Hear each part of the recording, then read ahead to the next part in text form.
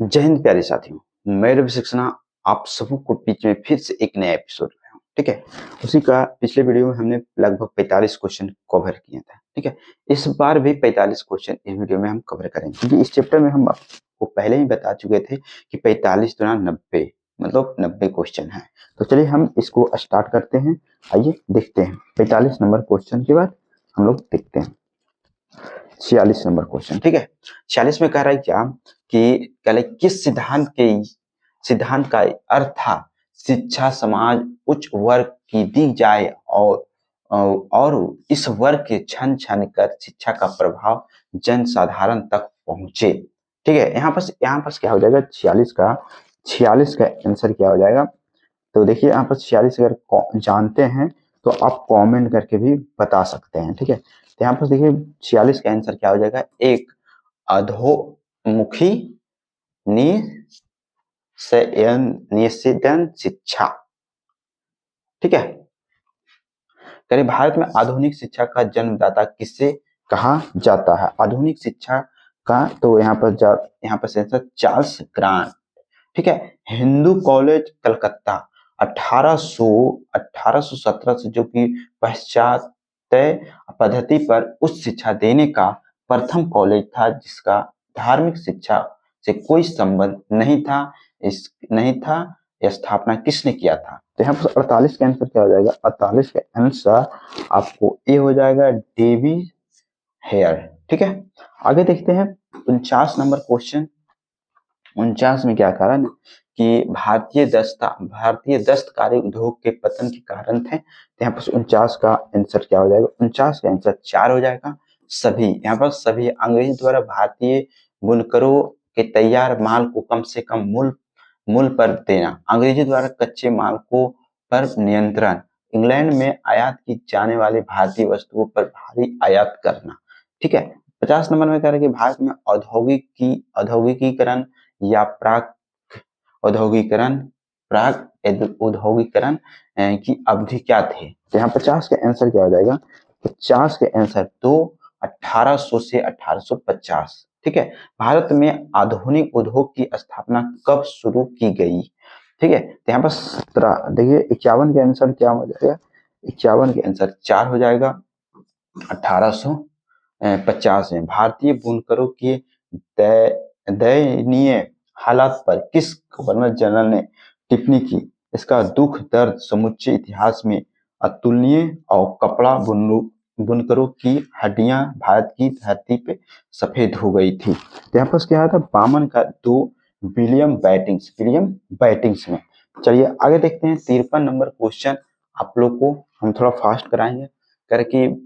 यहाँ पास बेसिटस्ट मशीनियरियन की त्रिमूर्ति जो है, जो सुबह मार्समैन विलियम्स केरी एम विलियम्स बार्ड ने श्री रामपुर को अपना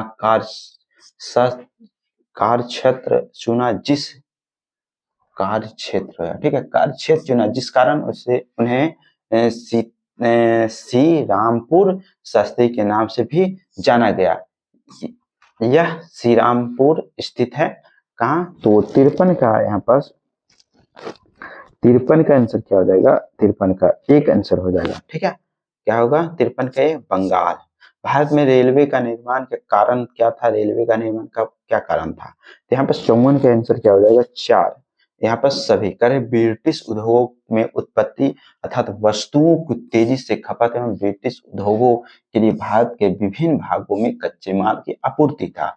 विस्तृत भारतीय समाज को एक राजनीतिक प्रशासनिक शुरू में अवध करना, आंतरिक विद्रोही का ब्रह्मा आक्रमण के दौरान सेना को तेजी से आगमन करना। ठीक है, ये सब था इसका उद्देश्य। ठीक है, आगे देखते हैं यहाँ पास 55 में किसने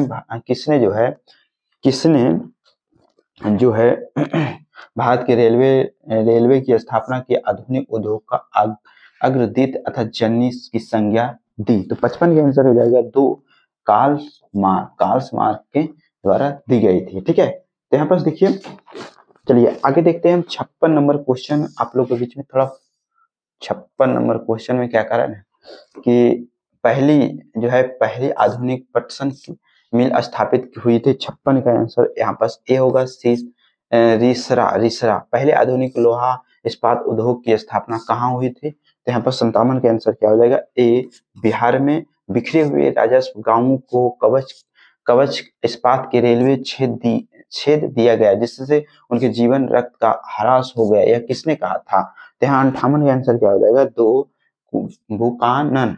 ठीक है। भारतीय राजाओं द्वारा कर लेना सूर्य द्वारा भूमि से पानी से लेने का समान था, जो कि पुनः पुनः वर्षा के रूप में भूमि पर उर्वरता देने के लिए वापस आता पर अंग्रेज द्वारा लिया गया कर भारत में वर्षा न कर के इंग्लैंड ही वर्षा करता था। यह कथन किसका था? यहाँ पर 59 में कह रहा है कि 59 का ए होगा RC दत्त। हमारी पद्धति बहुत कुछ स्पंज की तरह काम करती थी। यह गंगा के तत्वों से सभी अच्छी चीजों को सोख लेती थी और टेम के तत्वों के पर इन्हें निचोड़ कर गिरा देती थी। यह युक्ति किसकी थी? तो 60 का आंसर क्या था? 4 जॉन सुलीवान था। कौन था? तो जॉन था यहाँ पर सुलीवान था। ठीक है। चलिए आगे देखते हैं हम 61 नंबर क्वेश्चन आप लोगों के बीच में देखे रखते हैं। कह रहे कि कांग्रेस के किस अधिवेशन के पहली बार अंग्रेज द्वारा मौलिक अधिकार और राष्ट्रीय अधिकार कार्यक्रमों से संबंधित प्रस्ताव पारित किए गए थे? तो 61 का आंसर क्या हो जाएगा? एक कराची अधिनियम 1931। अंग्रेज के कराची अधिनियम मार्च 1931 के अध्यक्ष कौन थे? तो यहाँ पर 62 का आंसर क्या हो जाएगा? 62 का आंसर एक सरदार वल्लभ भाई पटेल। यहाँ पर कह रहा है कि मिलान कीजिए, सुमेलित कीजिए। तो 63 का आंसर क्या हो जाएगा? एक 63 का एक हो गया। यहाँ पर सेम करें कि यहाँ पास अस्ट्रेची आयोग जो है 1880 में लॉर्ड लिटिन के द्वारा हुआ था। ठीक है। लियाल जो आयोग है 1897 में लॉर्ड एलिगन था। ठीक है। मैकडोनल आयोग जो है 1900 में लॉर्ड कर्जन के समय में हुआ था। अब यहाँ पर कह रहा है वुडहेड आयोग जो है 1943 से 44 में लॉर्ड बेवेल थे। ठीक है। चलिए आगे देखते हैं 64 नंबर क्वेश्चन आप लोग के बीच में। देखिए कह रहा है 64 में क्या कह रहा है कि 20वीं सदी के संदर्भ पूर्व धर्म में देश का भीषणतम अकाल 1942 से 43 में कहाँ पड़ा? ठीक है। 64 का यहाँ पास 64 का एक होगा बंगाल। ठीक है। ब्रिटिश काल में निम्नलिखित में से कौन से उद्योग धंधे विकसित हुए? मतलब ब्रिटिश काल में 65 का आंसर क्या हो जाएगा? 65 का आंसर एक था। कौन था? तो 65 का एक मतलब जूट था, उसके बाद कोयला था, लौह इस्पात था और यहाँ सूती कपड़ा का था। मशीनों का पुर्जे जो है नहीं था। ठीक है। 1938 में ईस्वी के अंत में भारतीय राष्ट्रीय कांग्रेस के अनुरोध पर जो राष्ट्रीय योजना समिति बनाई गई थी उसके अध्यक्ष थे क्या? तो 66 का आंसर क्या हो जाएगा? 66 का आंसर 2 हो जाएगा, जवाहरलाल नेहरू। ठीक है। चलिए कह रहे कि अब यहाँ देखिए 67 में अकालों को रोकने तथा अकाल को पीड़ित की सहायता हेतु भारत सरकार ने अकाल संहिता कब पारित किया गया था? मतलब अकाल संहिता जो है कब पारित हुआ था? 67 का आंसर 3 था, 1883 में। चलिए आगे देखते हैं 68 नंबर क्वेश्चन। 68 नंबर क्वेश्चन कह रहा है कि भारत में विकेंद्रीकरण का शुभारंभ किसके समय में हुआ था? विकेंद्रीकरण। 68 नंबर क्वेश्चन यहाँ पर 4 हो जाएगा। 68 के 4 यहाँ पर लॉर्ड मेयो। ठीक है। रेल विभाग के लिए पृथक रूप से रेलवे बजट कब आरंभ हुआ था? तो 69 का आंसर क्या हो जाएगा? 69 का आंसर 1925। ब्रिटिश नागरिकों को सर्वप्रथम किस वर्ष भारत की भूमि खरीदने एवं बसने की अनुमति मिली थी? 70 का आंसर का 2 हो जाएगा।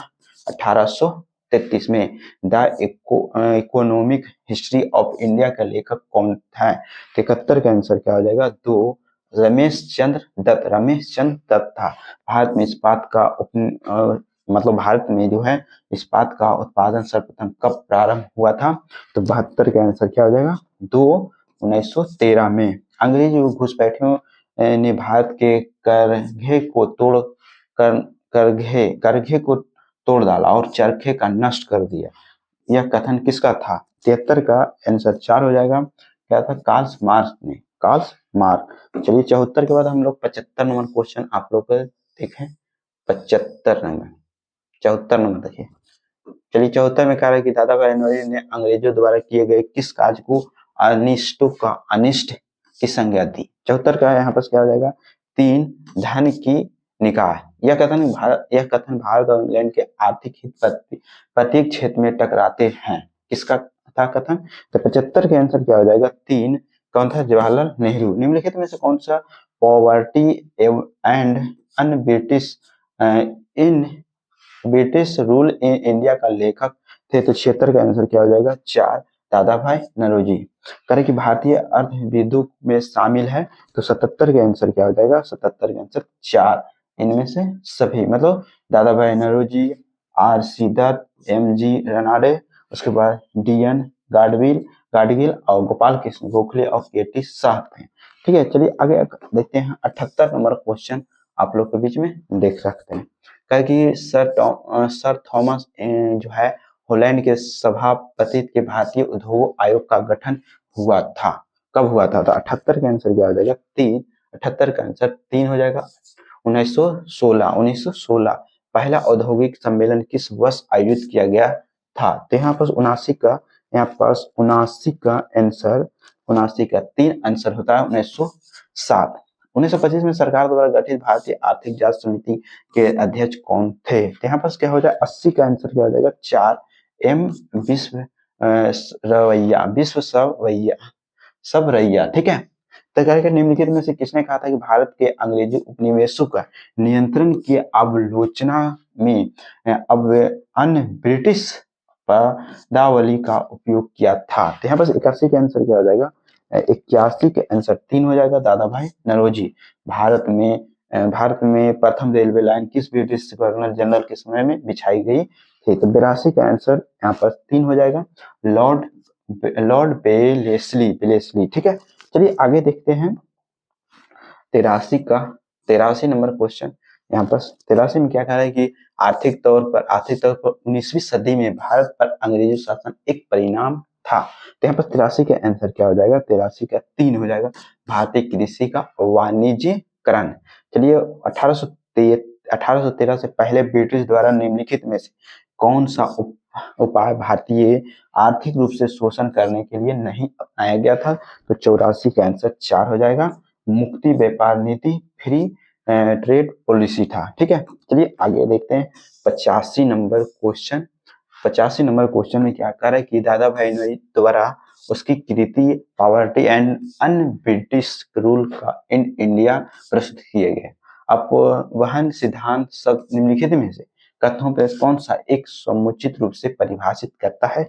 तो 85 के आंसर क्या हो जाएगा? एक भारत कह रहे हैं कि भारत की राष्ट्रीय संपत्ति या कुल वार्षिक उत्पाद का एक हिस्सा ब्रिटेन को निर्यात किया जा रहा था, जिसके लिए भारत का कोई महत्वपूर्ण प्रतिफल नहीं मिलता था।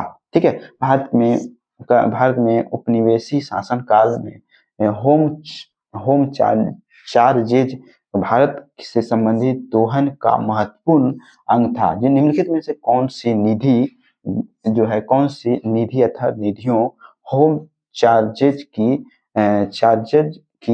संघटक थी? तो यहाँ पर से आंसर क्या हो जाएगा? 86 का आंसर हो जाएगा 4। 86 के आंसर 4 हो जाएगा। देखिए 86 के आंसर 4। ठीक है, तो यहाँ पर क्या हो जाएगा? 3। ठीक है, लंदन में इंडिया ऑफिस के भरण पोषण के लिए प्रयोग में लाई जाने वाली निधि थी। भारत में कार्यरत अंग्रेज कर्मचारियों को वेतन तथा पेंशन देने हेतु प्रयोग में लाई जाने वाली निधि थी। भारत के बाहर हुए युद्धों को लड़ने में अंग्रेजों द्वारा प्रयोग में लाई जाने वाली क्या थी? निधि थी। तो हम थोड़ा सा यहाँ पर फास्ट वीडियो बनाने की कोशिश किए। चलिए तो आगे देखते हैं। यहाँ पर 87 कह रहा है कि किस कंपनी ने सर्वप्रथम भारत में रेल सेवा प्रारंभ की? किस कंपनी? 87 का यहाँ पे क्या होगा? 4 ग्रेट इंडिया पेनिनसुलर रेलवे। चलिए आगे देखते हैं 88 नंबर क्वेश्चन। 88 में क्या कह रहा है कि कि रैयत भाड़े बंदोबस्त के संदर्भ में निम्नलिखित कथनों पर विचार कीजिए। तो यहाँ पास कह रहे हैं 88 के आंसर क्या हो जाएगा, 3, 1, 2, 3 सब सही है। किसानों द्वारा लगान सीधे सरकार को दिया जाता था। और कह रहे कि सरकार रैयत को पट्टे देती थी। कर लगाने के पूर्व भूमि का सर्वेक्षण और मूल्य निरीक्षण किया जाता था। कह रहे कि बेलस्ली ने पोर्ट विलियम कॉलेज की स्थापना की क्योंकि नवासी का 4 था, वह भारत में प्रशासनिक उद्देश्यों के लिए ब्रिटिश सिविलियनों को प्रशिक्षित करना चाहता था। करीब ब्रिटिश ईस्ट इंडिया कंपनी ने चाय के व्यापारी को एकाधिकार खो दिया। कब? तो 90 का आंसर हो जाएगा 3। क्या हो जाएगा 90 का आंसर 3, 1833 के चार्टर एक्ट के तहत। इस वीडियो में लास्ट था 90 नंबर क्वेश्चन। तो आइए हम देखते हैं यहाँ से नेक्स्ट चैप्टर देखेंगे। उस चैप्टर का नाम तो आपको बता देते हैं थोड़ा से। ब्रिटिश शासन का भारतीय अर्थव्यवस्था का प्रभाव क्या था, तो खत्म हो गया। आगे है क्या, कौन सा लेसन है, करे कि 19वीं और 20वीं सदी में सामाजिक जो है धार्मिक आंदोलन के बारे में हम नेक्स्ट वीडियो में चर्चा करेंगे। तो उसमें भी लगभग हमको लग रहा है कि उतना ही क्वेश्चन आसपास है। ठीक है, तो यहाँ पर देखिए, आप लोग चैनल पर नए हैं तो चैनल से जुड़े। इसमें लगभग 120 क्वेश्चन है, तो कोशिश करेंगे कि एक वीडियो में 60 क्वेश्चन दे। अब बताइए, आपके पास 10 से 20 मिनट भी समय नहीं है तो फिर क्या है। चलिए, बाकी रील्स तो देख रहे हैं, रील्स देखते हैं तो उसमें समय तो जाता ही है। तो चलिए, मान लीजिए कि आप 20 रील्स कम देखिए, मगर एक बार मेरा वीडियो भी देख लीजिए। तो चैनल पर नए हैं तो चैनल को सब्सक्राइब कीजिए। Thank you so much.